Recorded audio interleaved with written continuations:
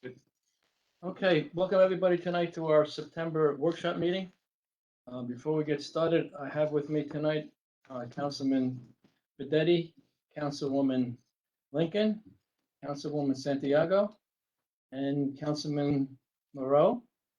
Also have with us tonight our Chief IT, Department Head John McDonald, Patrick Mangan's on the computer. We also have our town clerk with us tonight, Kelly Allegra, and our town attorney, Dave Zagon, and I'm George Myers. So we have a pretty short agenda here, so we'll go through it in preparation for tomorrow's meeting. So the first item on the agenda is a new canine for the police department. We have one retiring or has retired already. So we're down to one canine, so we're gonna put another one on. And the cost of the dog is between $8,000 and $10,000. We just got notice today that we got a grant for $7,500 from ASPCA. So that'll cut back on the price of the dog. The police chief has recommended one of his officers, Levy, to be the new canine officer. And he lives in town, and that training, this will be an explosive detection dog, and the school starts on September 19th.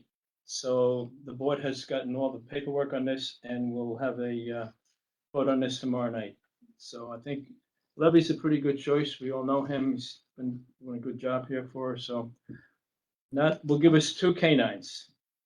They're requesting a third one, which I'm holding off for now. Get this one trained, and then we'll see where we're going. The next item on the agenda is something we've been kicking around here for, it seems like months and months and months, about the information technology department. And one of the things that we talked about was not doing any outside work for any other municipalities. We now do work for 18 municipalities and other entities. So we charge now, I think it's $100 an hour when we go. I was a little concerned about we weren't hitting all the billable hours. We weren't putting in the number of hours that we had.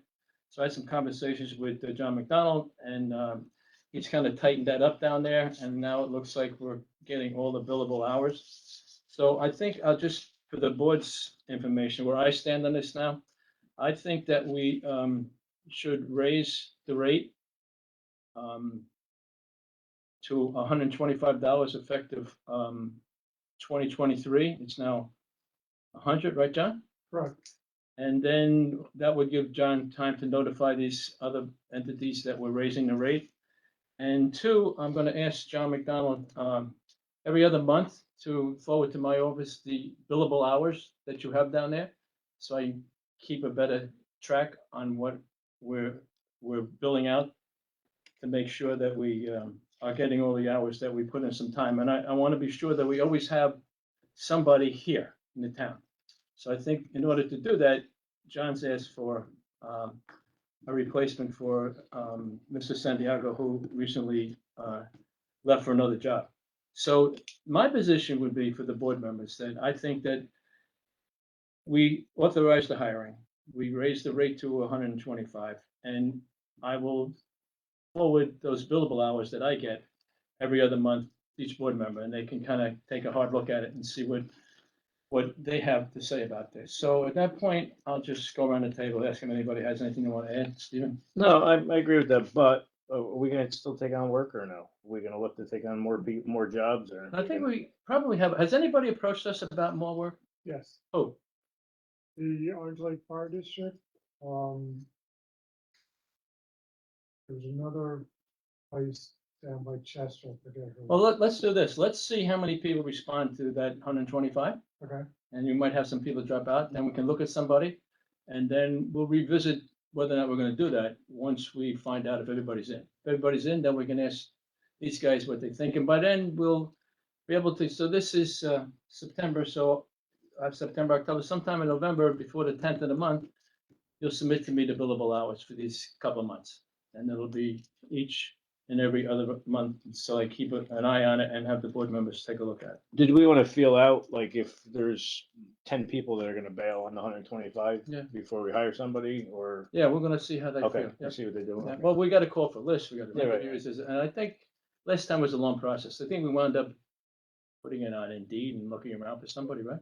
Yeah, we went through the list, there's nobody Okay. interested, so now we can go outside and hire. someone. Okay, so by the time that process goes, I think we'll have an idea. Listen, these other municipalities, in my opinion, are in a bind. I mean, what are they gonna do? You wanna go get somebody else to be Yeah. my guest? Go. I don't foresee a lot back No, here. I don't either, but if they bail, they bail. Comments? We talked about maybe 135 an hour, are you, Yeah, no, they're going in January 1st. I thought you just said No, 120. 125. What is it? Right. Didn't, 125. I know there were suggestions of 135, Yeah, but I not think he yet. worked the numbers up and I sent everybody a copy of his list, workup. And it was $125 and that came out to 141,000 that he figured we'd take in. And then the next rate, which would be again in 2024, we kicked it up again. That's where the 135 is. Okay. Then it would be 153,000. Now, is there, if not already, can there be a set number of billable hours we should definitely hit each month? And, as the end of the month approaches, take a look at it and make sure we're hitting that? I've been looking at a goal of about 12,000 per month Okay. was the number. Now, August was a little bit less this time around, but that was because of vacation, stuff like that. And we have 3 servers downstairs that are waiting to be pushed out, so that's gonna pick up some time. 12,000? 12,000 Per, per month. oh, how many hours of work per month should whoever I the go by- employee is, that's. I go by the money, so if Oh, okay. it's $100 an hour, 12,000, what's 1,200 hours? maybe? Is So that correct? what would it be? If it's 12,000 and we're $100 an hour, it's 1,200 Yeah, hours. so it's a lot. Change. Okay. But if, you had said your authorized strength in the department is 2 full-time people, right? But right now you're about what, 2.5 full-time people? But don't you do other stuff that's not IT? We do a lot of non-IT stuff that people ask us to help them out with and stuff. Right, so, That's with so if us. so technically if you only need 2 full-time people in IT, shouldn't we be trying to hit about 40 hours a month with that 3rd person with this billable work? The 4th person would definitely be 100% the billable work. Right, but what about the 3rd person? That's 3rd person, probably about 20 hours a week. Yeah. Why not more? Because she's responsible for our social media, Mhm. website, and some other stuff. She does a lot of content creation, and she does a handful of in-house remote work. Mhm. So Yeah, Eve, I also just gave her a lot of work with the police department Okay. for some things that I want to monitor down there that we didn't have time for them to do. Oh, okay. So I asked her to do it. She was. So willing it to sounds do like then we need about 2.5 people to manage our IT needs, not 2. Yeah, well, listen, and I move these people around a lot. Right. You know what I mean? You're not a specialist here with me. I mean, I'll do anything, so they're gonna do anything. Yeah. But I think the critical point is someone's always gotta be here. Yeah. So once I'm happy with that, and the billable hours are being billed at what they should be, Right. I think we're gonna be okay. But once again, we'll Mhm. take a hard look at it. That's what happened here. I began to take a hard look at this. I had a lot of questions. The 2 full-time people for here is definitely the work in it. Right. I mean, we're managing over 130, 185 cameras. Around 60, we got 40 some body cameras he's managing. Okay. On there. We got the LPRs that require constant attention. Right. All right. And stuff like that. So there's more than enough in-house work that needs to be done. Right. Okay. But you use those LPRs on this thing? Hmm. Yeah, they came in handy today. Stephen, the dispatcher downstairs, he got the police going the right direction. Some guy was stealing mail out of people's mailbox. Okay. And one guy had $12,000 worth of checks he was sending out to people.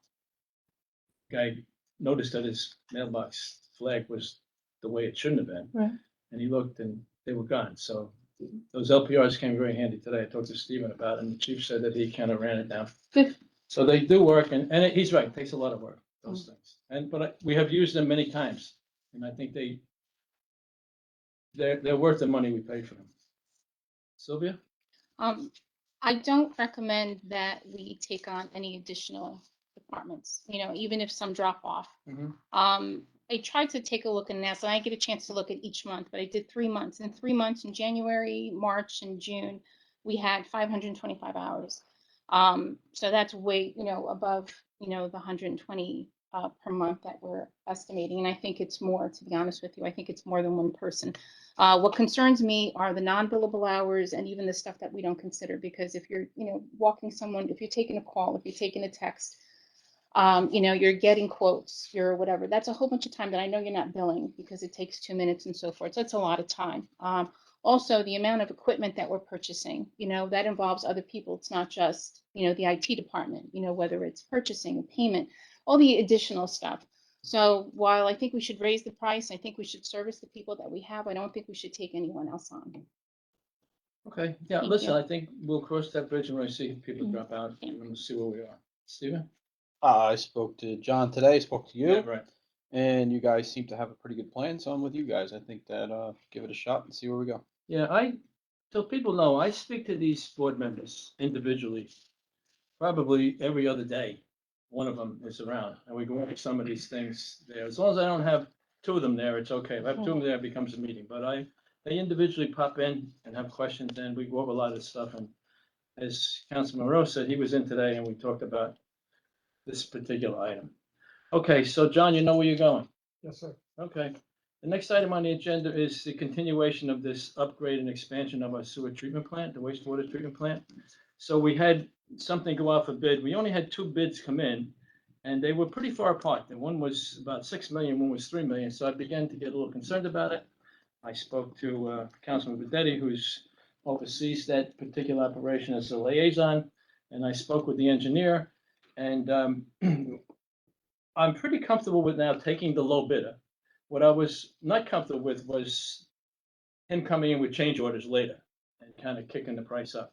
So we have a commitment from him today. I had the engineer in my office today, and we talked about this item. And there's two issues that could possibly pop up. One is the supply chain. Obviously, if whatever purchases he's making is the price has gone up, then he'll document that for us and show us where the price has to go up. And the second was the side of a size of a basin that they need to put in there. And I said, okay, so let's say they decide that they need a larger aerated basin. How much more? He said 70,000. I said, okay.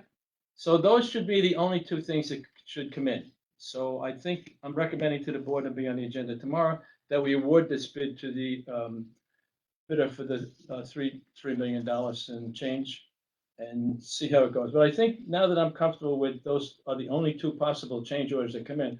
And the board members know, but just for people's edification, that sometimes somebody bids a project very low and they're awarded the project. And then as time goes on, they keep putting change orders in, and that brings the price up. And it's not fair to the people who made a better estimate of what they would cost. So it's not always the lowest bidder. That's why we always use the terminology, lowest responsible bidder.